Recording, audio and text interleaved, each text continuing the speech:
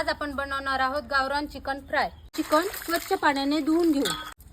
साहित्य: 3 कांदे घेतलेले, 2 टोमॅटो, कोथिंबीर, लसूण आणि अद्रक, लाल तिखट, हळद पावडर, घरचा मसाला, गोडा मसाला, धना पावडर, मीठ, विनेगर, तेल। टोमॅटो बारीक कापून घ्यायचा, कोथिंबीर, लसूण टाकून घेऊ।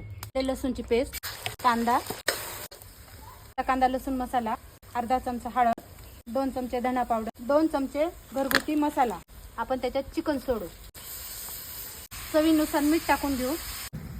आपण आता थोडे विनेगर टाकणार आहोत त्याच्यात। आपण आता 15 मिनिटं वाफ काढून घेणार आहोत। आपण बघू आपला फ्राय तयार झालेला आहे का नाही। छानपैकी शिजून झालेले आहे। गावरान चिकन फ्राय तयार झालेले आहे। आमची रेसिपी आवडली लाईक करा, शेअर करा, कमेंट करा। धन्यवाद।